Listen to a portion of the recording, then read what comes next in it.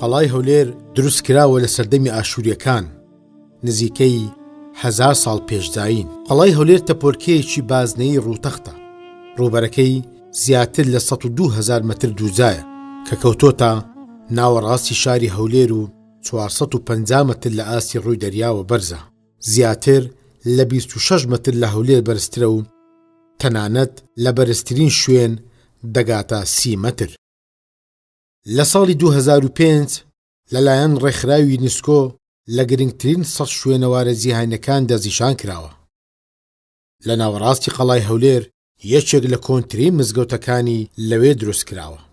ئەم مزگەوتە زۆر جار بە ناوی مزگەوتی مەلافەندی ناوی هاتووە، چونکە مەلافەندی یەکێک بووە لە قازیە بەناوبانگەکانی قەڵای هەولێر.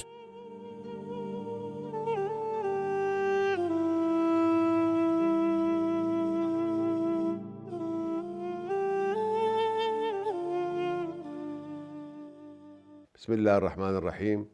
ئێمە ئێستا لە مزگەوتی قەڵاتین لە هەولێر پێخۆشحاڵین کە لەگەر قەناری دیمەن چاو پێکەوتن بکەین، باسی مزگەوت بکەین. بەگشتی لە هەرێمی کوردستان مزگەفت سەرچاوەی گرنگی زانست و دین و ئەخلاق و ڕەوشت و سڵح و تەسەووف بووە لە هەموو کوردستان. بوویتە عەمود فەقەری لە ئەو ملەتەی. بۆیە ملەتی کورد زۆر بەخۆی ممتازە، ئەخلاقی خۆی و لەگەری گونجایە.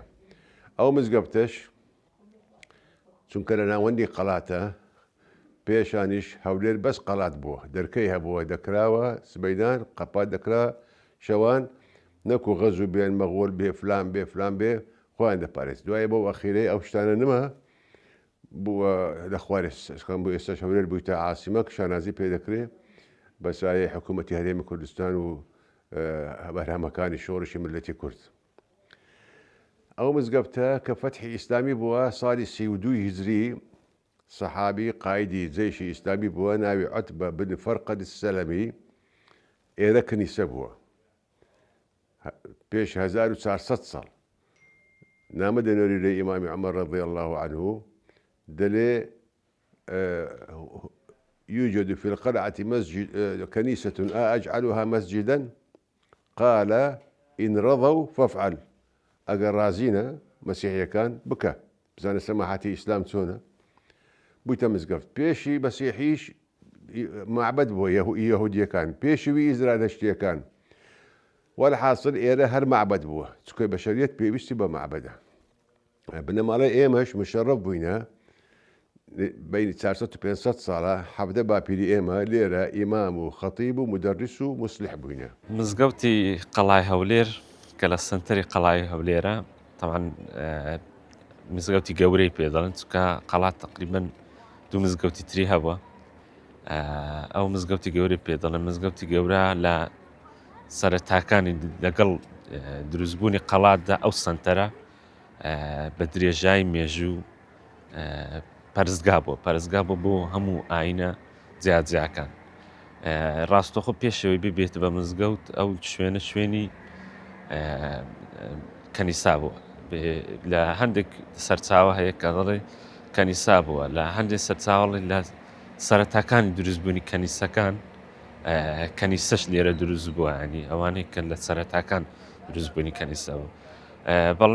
بەڵام ئێمە کە کنۆپشکنیمان کرد لە چواردەوری ئەو مزگەوتە، لە مزگەوتەکە خۆینە هەندێک پاشماوە دەرکەوتووە کە لەوانەی پاشماوی هەندێک پەرستگای زەردەشتیش بی کە هەندێک پارچە دۆزراوە کەوتە بۆ ئەو سەردەمانی کە حکمی گشتی لە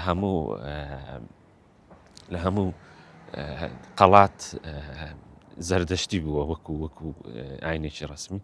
بەڵام ئەوەی کە بەڵگەی ڕاستەوخۆیە کە پێشەوەی کە بێتە مزگەوت شوێنێکی کەلیسا بووە.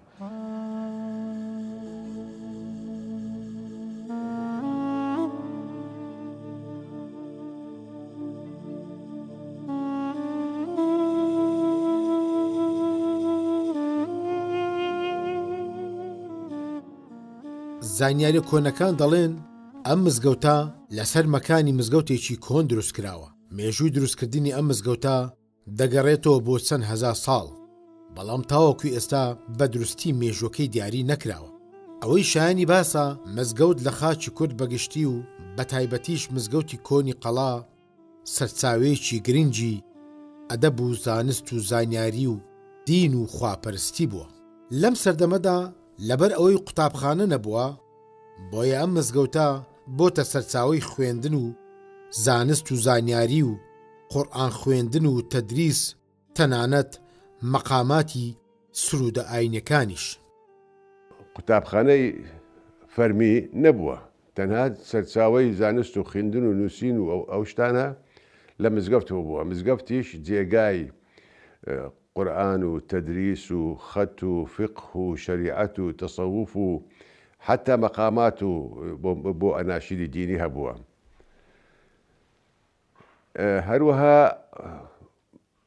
عولەمای گەورەکانی کورد واستە بووینە بۆ هەڵکردنی کێشەکانی کۆمەڵایەتی و کێشەکانی بینی حکوومەتی بەغدایە و حکوومەتی ملەتی کورد لە وەختی عوسمانیەوەش، لە سلێمانی مالی کاک ئەحمەدی شێخ و مالی شێخ حسامەدین نەقشەبەندی قەدەس الله ئەسرارەهم، هەروەها لە ئاکرێ و لە دووەچیش عینیشت بووە. پێشی 150 ساڵ مەشاکلێک ڕوویدایە لای ڕەواندز زدی والی بەغدایە. شەڕ و شۆر زۆر بووە، هەتا قەتل و قتال نەبینێ. والی بەغدایە هاتە ئێرە، ناوی نەجیب پاشایە، هاتەکەم باپیری شەشەمی من هەتا واستە بکە ئەو فتنەیە بکوژێتەوە. فعلا ئەوانش بە قسەی مامۆستایان کردیە، فتنەکە کوژایتەوە، حقوقیان چێ دایدراینە. ئەوجا ئەو نەوعا لێرە گۆتیتی چ بکەم لۆتان چتان دەوێ؟ وەڵامی هیچمان ناوێ، مزگەفتەکەی تعمیرکە و تەوسیعکە، مزگەفتەکەی گەورە کردیە. ئەوجا ئەو کاتە شێعر دەنووسرا بە کوردی، بە تورکی، بە فارسی، بە عەرەبی. ئەغلب شوعەڕای کورد ئەو نەوع مەسەلەن شێخ ڕەزا سێیەکی دیوانی فارسیە، سێیەکی تورکیە، سێیەکی کوردیە، هەروە کاچی ئیرانی. ئەوجا شاعرێک تاریخی دانایە ئەو تعمیرەی بە تورکیە ئاخر بەیتی دەخینم دەرێ سوالێتم مؤرختەن بۆ مەعبەدخانەنن ئەسڵن نەجیب پاشا مزەیەن ئەیلە دێبوو داری تەقوایی. ئەو عیبارەتی ئەخیرەی بەینی قەوس دوو کەوان دابنێ حسێب کە بە حروفی ئەبجەدی دەر لە ساڵی 1261 کە ئەو تعمیرە کرا. حسێبی ئەبجەدی پێ دەرێن حسێبی حروفە.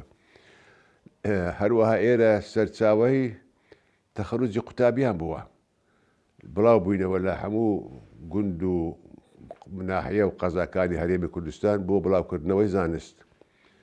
لە کوردستانیش هەموو ئەوە هەبووە، مەدرسە هەبووە، مەدرسەی فەقیهان، حوزرەی فەقیهان. ئەم بەخۆم لێرە حوزرەی فەقیهانم خوێندیە. مۆڵید 48م ساڵی 54-53 بابم ئەمنی دانا لەکن مەلایەکی مەلا ئەمین بوو، مەلا ئەمین موئەزین زادە، پێنج منداڵ بوون، دەکا باپیری دکتۆر شێرزاد نەجاری عایلەکی زیرەک و نەجیبن. لەوێ جزو عەممە و تەبارەکەم دەرەخ کرد. دوایە لەگە مەکتەب تێکەڵ بووین. قوتابیەکانی ئێرە لەسەر ئەرشی بنەماڵەی ئێمە چەند ساڵ، 5 ساڵ، 6 ساڵ، 10 ساڵ دەیان خوێند، خواردن و جلک و بەرگ و نووسن هەر لە مزگەفتێ بوو. هەتا ئەم بەبیرم دێ لە ماڵی خۆمان کە نێزیکە دوو مەتبەخ هەبوو، مەتبەخێک ئی خۆمان، مەتبەخەکیش لۆ فەقیهان. ئەو ئافرەتەکان کە ئیشیان دەکرد لۆ خواردنی فەقیهان جوایز بوون. بەبیرم دێ فەقێدا هاتن وەکی قسای عەسکەری دیان هینا دەرکە لێدان نەبوو، دەیگۆ ڕاتبە ڕەحمەت و لێبی، یعنی خواردنەکانمان لۆ حازرکەن. ئەمەش چمان دەخوارد عینی خواردن دەماندا فەقیهەکان. هەمووش دوایە نەما ئەو شتە نەما، ینی تەتەووری کرد دنیا. کەرستەی دروستکردنی ئەم مزگەوتە کەرستەی سەرەتایین کە لە کەرپوچ و قوڕ و جێت دروست کراوە، بەڵام بە دیزاینێکی تەواو ئیسلامی و کۆن و پتە و شایانی باسە قەڵا بەگشتی و مزگەوت بە تایبەتی لە ڕووی دیزاین زۆربەیان جیاوازیان لەگەڵ یەکتری هەیە. ئەمەش ئەوە دەردەخات کە بە شێوەیەکی هەندەسی و تۆکمە دروست کراوە. ئەم شوێنە تەمان 1920 یەکەم جارێکە وەکو مزگەوت ناوی دێ لە معجەم البلدان کە کتێبێکە باسی دەکا کە ئەم شوێنە شوێن مزگەوت بۆ کراوتە بە مزگەوت. هەروەها ئەم مزگەوتە تەمان چەند جارێک نۆژەن کراوەتەوە لەسەر منبەرەکەی 1990 هەیە کە تێیدا نۆژەنکردنەوەیەک کراوە. ئەو 1990 ئەگەڕێتەوە پێشبینێک بۆ عەبدوڵڵا پاشا کە عەبدوڵڵا پاشایش بووە لەو کەسانی کە لە سەردەمی عوسمانیەکان دەسەڵاتدار بووە.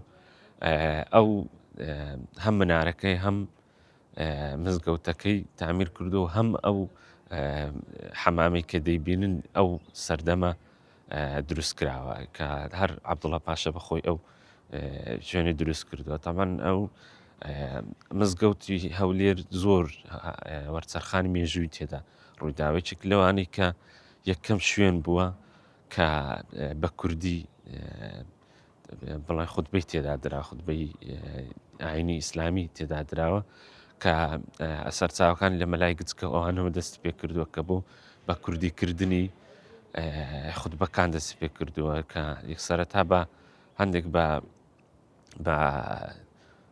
بە عەرەبی و هەندێکی بە کوردی دەستیان پێ کردووە. ئەوانی کە بێگومان ئەوەی کە تێیدا دەورێکی زۆر گەورەی هەبووە بنەماڵی مفتیەکان لە سەرەتاکانی دروستبوونی هاتنی بڵێن سۆفیگەری و ئەوان دەوریان تێدا هەبووە کە هێنانی سۆفیگەری و تەریقەت لەگەڵ تەمان مفتیەکان زۆر دەوریان تێدا هەبووە کە کاریان تێدا کردووە. بگومان ئەم مزگەوتە بەم دوایش لەگەڵ دروستبوونی کۆمسیۆنی ماڵە بژانەوە قەڵا ئێمە هەڵستاین لە نزیکەی 2 ساڵێک دەبێت دەستمان کردو بە نۆژەنکردنەوەی جارێکی تر. ئەم کۆمسیۆن و بێگومان شێخ بازش هەرمان دەوری هەبوو لە پەیداکردنی و هەروەها دروستکردنی ستافێک بۆ نۆژەنکردنەوە لەگەڵ کۆمسیۆنی ماڵای بژانەوە قەڵا. ئێمە هەستاین بە نۆژەنکردنەوەی ئەم شوێنە بە شێوەیەکی زانستی کە ڕیسێرچێکی باش لە پێش ئەوە کرا و پاشان دەستکرا بە نۆژەنکردنەوەی ئەوەی کە هەندێک شت هەبوو کە پێویستە بوو زیادی کایەکێک لەوانە بوو کە نەخشەکانی دیوی گومبەتەکەی دیمی ژوورەوەی زیادمان کرد لەو ئیلهاممان لەو نەخشانە وەرگرت کە لە هەموو لە قەڵا هەیە. ئەلبومێکمان دروست کرد ئەو نەخشەمان تێدا دروست کرد بۆ ئەوەی هەندێک هەم جوانی هەمیش هەندێک لە چیرۆک بدەین بە نەخشەکانمان کە لەسەر مزگەوتەکەی کردومانە. ئەوەی لەسەر کۆمسیۆن بۆ تقریبا نزیکەی 95 ئیشەکانمان تاوا بوو. ئەوەی ماوە شتێکی زۆرەوەی بۆی لە نزیکترین کاتدا بکرێتەوە. بێگومان ئەم مزگەوتە هەتا وەختێک کە نۆژەنکردنەوەکە دەست پێ کرد و تەمان ئەوەی خوتبەی تێدا دەدرا و هیچ دانەخرابوو کراوە بە لە جمعان خەڵک ئەهات لەگەڵەوەی کە قەڵات قەپات بوو بەڵام ئەو شوێنە کراوە بۆەوەی خەڵک دانەبڕێ لە مزگەوتی قەڵا هەولێر وەکو توکێمە کە کۆمسیۆنمان دروست کردو ئەم شوێنەی کە قەڵا بە گشتی ئەبێ وەکو نۆژەنکردنەوە بوژانەوەیە نەک شوێنێک بێ بەکارنێتەوە. ئەوەیە کە فەرقیشی قەڵاش لەگەڵ شوێنەکانی تر ئەوەیە کە دەبێ شوێنێکی زیندوو بێ نەک شوێنێکی مردوو بێ ینی بەس بە شوێنەواری بێ بەڵکو ئەبێ شوێنێکی گشتی بێ بۆ گەشت و گوزاری گشتی سوودی هەبێ. شوێنەوار زۆر گرنگە بەڵام دەبی بەکاری بهێنرێ ئەو شوێنەوارە بەوەی کە بۆ گەشت و گوزاری ئاینی بە تایبەتی ئەم شوێنێکی سنتەرێک بۆ ئاینەکان ئەتوانێت ئاینەکان هەمی کۆ بکاتەوە.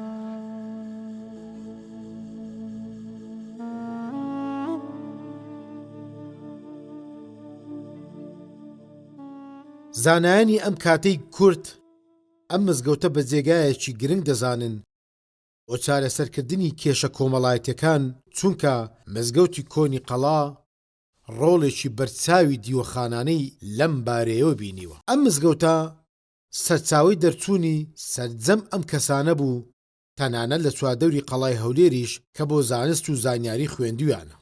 لە ڕووی شوێنەواری ئەم مزگەوتە یەکێک لە هەرە مزگەوتە کۆنەکانی کوردستان و تەنانەت جیهانیش دادەنرێ. نووسیم الكنز الناشي من جمع الحواشي، يعني أو خزينة يخربوا لە حاشیەکان. شتی غەریبیش هەیە. مثلا لە کتێبەکەم کردەوە، ئەمە مەکتەبە لێرە لە مزگەفتە لە دیوەخانەش مەکتەبەوەی کۆنی باوکم هەیە کە برایەکانم ئێستا لەوێنە. زەرفەکەم دیتەوە، بۆر بوو بۆر قەدیم بوو، ینی نامەکە 120 سال پێش ئێستا بوو. لەسەر زەرفەکەی نووسرا بوو ڕقەمەک 8642، یعنی 8642. كنت دەبی ئەو ڕقەمە چ بێ؟ ئەو کاتە خۆ تەلەفۆن نەبووە، مۆبایلیش نەبووە، چی ئەو ڕقەمە چییە؟ زۆر فکرم کردەوە بە چەند مانگ هەر نەم لەزانێ. گوتم بۆ ممکنە ئەسرارەکە بینی ئەوی نردیتەوە ئەوی وەردەگری. دوایە گوتم با بکەمە حروف، دەرچوو بە حسابی حروف با دال واو حا کردیە بەدوح. تەماشای قاموسەکانم کرد نەمدیتەوە بەدوح چییە. دوایە قاموسێکی تورکیمان هەیە پێی دەرێن ئەختەری، قديمة زور، شمس الدين سامية قاموس الأعلام، لغته أعلامها. نساء بدوح اسم ملائكة موكول بإيصال الرسائل، يعني ناي ملائكتك كأو مسؤولة مكتوبة كان بقين تساحبي. فأو رقم نسيا أو نسيتي معناه ويا ملائكة مكتوبة كان أو مكتوبة بغير زي خوي. يعني لتراث ملتي كردستان زور شتي عجيب وغريب هي زور. ليه تجليدها بتجليد، يعني بند كردني كتاب مخطوطات من هي 400 600 صالة مخطوطات هالما قلت زي تايبت تازت تساب كرا ودرت ولا باكستان ولا مصر هيتمان، يعني إيشي ما تسيا إيشي ما علم بيوشتي ما تسيا بكتابة اكتبه وكاتب تساب نبوه كتساب يا ابوه نادي كان هنايتيان سكابا املاك ما زور بو لخدمت مسقط بو حموي هنايتيان. كتاب من هادو 6 صار تساب كرايا او بحكم مطبوعات او هي هروها بحسي باب كم سكولا قبيش جايمه عزوي يشتي نسراني كرد بو فخري، عزوي نقابي حقوقيين بو فخري، عضوي مؤازري مجمعي علمي عراقي بولا بغداد، هروها قاضي بو يتراو مزقبتة باسكيتو أولابي. إستاش باش وفاتي بابم كحفدة بابي مليرة إمام وخطيب مدرس بوينا هري كتشخو من آموزا إيمها مرا محمد نديم أمجد مصطفى أو إمام وخطيب وهم مدرس إشاء دكا هجدمين ما ملاي إيمها لو مزقفتي.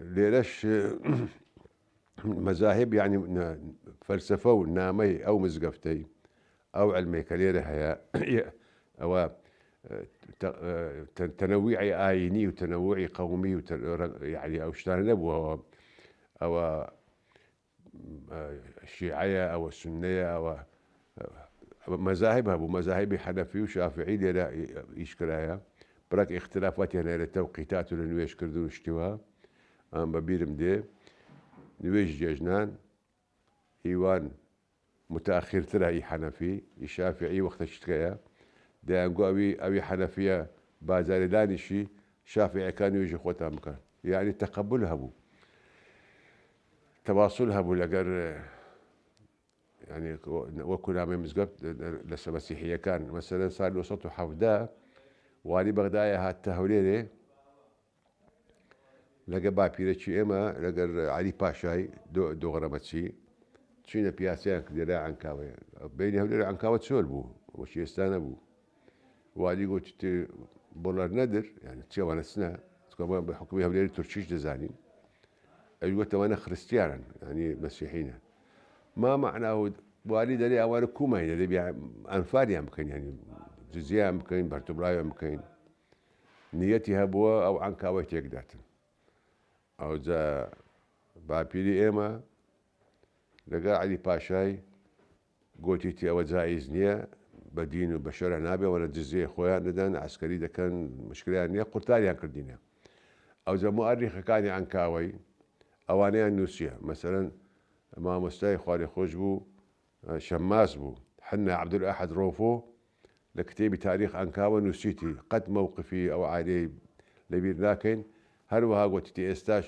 ڕەشاد مفتی ئەویش هەمان دەور دەبینی لە بۆ سەماحەتی ئاینی و دینی دوایە سیاسیەکانی قیاداتی کوردی هەموو هاتینە ئێرە مەلیک فەیسەڵ یەکەم کە هاتە عێراق 1923 هاتە هەولێرێ هاتە قەڵاتێ ئەو کاتە باپیرم لێرە خەتیب بووە برای باپیریشم ئەحمەدە فەندی متصەریف هەولێرە بووە لێرە نوێژ دەکاتن هەروەها ساڵی 1940 کە حرەکاتی ڕەشید عالی گەیلانی بوو عایلێ مەلیک فەیسەڵ هەراتن هاتنە ئێرە مەلیک فەیسەڵ و مەلیکە عالیە قسمەک چوونە بەسرە عەبدوللە چووە بەسڕەی مەلیک فەیسەڵیش هاتە هەولێرێ لە مالی باپیرێکی ئێمە نووس لە باداوەی یعنی عولەمای دین و شیوخی تەسەوف لە هەرێمی کوردستان ئەوائلی تەسەوف دەوری زۆر بەرزیان هەیە بۆ ڕاگررتنی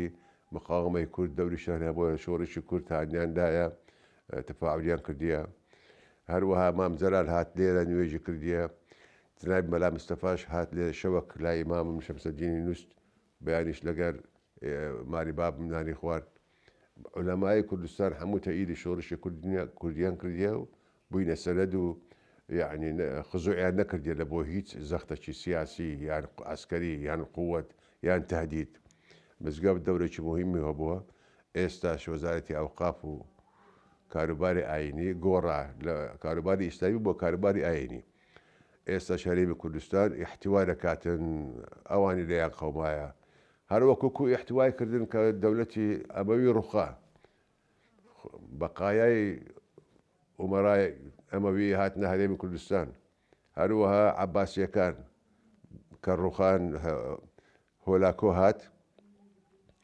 بەقایای ئومەرای عەباسیەکان هاتنە کوردستان ئێستاش کە سەدام ڕوخا بەقایای نظام هاتنە کوردستان ئەوە گەورەی و سەماحەتی ملەتی کورد دەزانی کە لەگە ئیسلام ئەخلاقەکەی دەگونجێ و پێکەوەیە الله أكبر الله أكبر الله أكبر الله أكبر الله أكبر الله أكبر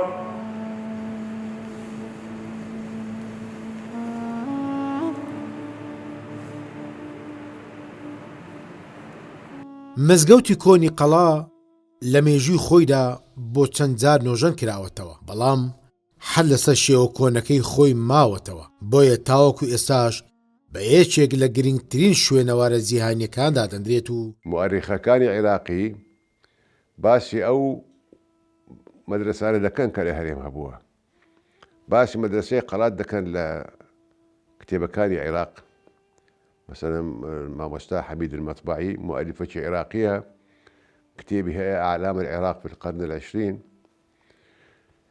نسيتي وكانت قرى كردستان تتسابق لاختيار التلاميذ المتخرجين من مدرسة قلعة لكونهم أكثر كفاءة وأكثر علما يقول كان مسابقان ذكرت كتابي أو مدرسة مزقفتي قرات ورقرن سكو علمية زور تربو دوايا دنيا تطوري كرت تواصل بيابو سيارة بيابو قطار بيابو طيارة بيابو باب رحمتي كفقيه بوا علومي خوي ورقرتيها صاري 1934 عمري 18 صار 19 صار بابير مدينيرتا أزهر حتى علم زيادة ورقري دست جامعية أزهر للقاهرة لبي شهادة أهلية خوي ورقري ديتوا دبتدو علم يعني تمازوزي حضارات تواصل لقر ولاتكاري إسلامي ليرة تدريس دكاتن دواي لبتا قازي صاري 56 صارك لكركوك صارك لسليماني أما اشتراك لسليماني ما كنديها مال متسوبو يندري دوای هاتەوە هەولێر ماوە قازی کە ئەمری تەقاعودی هات 3 ساڵیش ئیزافەیان کرد لە بەکەفاءەتی لە حیاتی حکمی خۆی چەند داوا تەمیز کرایە تەمیز ڕەدی هیچ داوایش نەکردێت چکە هەمووی بە جۆرەی قانون شەرع بووە. ئەو مزگەفتە جێگای کۆبوونەوەی ئاهاری بووە ئەو کاتەوەکی ئێستا نییە مەسەرەن بچینەوادی هەبی و شتووە هەبی ئارەمەکان شەوان داهات نەکرد مامۆستای ئەوجا قسەیان دەکرد ئەی مشکلەی هەبوو حەلی دەکرد سوالی شەرعی هەبوو جوابی لێداوە. یعنی مزگەفت لە هەرێمی کوردستان مەڵبەندێکی ڕۆشەبیری و ئاینی و ئەخلاقی و جوانی و فەنیە ئەم مەسعودی قسەی خۆم حتا خۆشی خەت هەر لێرە هەبووە پێشان ئەوراقەکان خەت نەبوو حتا ڕاست بنووسی ئەمە لەو حەکمان هەیە دانرای خەتی لێ قەیم کرایە بەن وەرەقیان دینا بەبیرم دێ دایاندانە سەر ئەو کارتۆنەی زەختیان دەکرد شوێنی داوەکان دەردەچوو دەبووە وەکو خەت هەتا ڕاست بنووسن.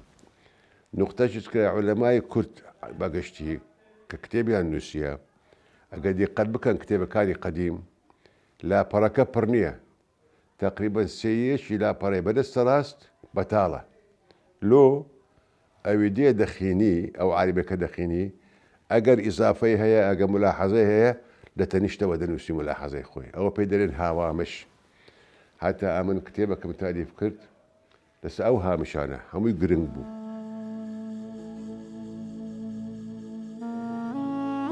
تاوەکو ئێستاش دەرگای بەڕووی نوێش خوێن و خواپەرستی کراوەتەوە. ئەمەش دەری دەخات کە مزگەوتی قەڵا یەکێک لە هەر کۆنتری مزگەوتەکانی جیهانە بەبێ دابڕان بەردەوام نوێژ و خواپەرستی تێدا ئەنجام دەدرێ و جێگای سەربەرزی و شانازیەکی گەورەیە بۆ کوردستان و هەولێر بەتایبەتی.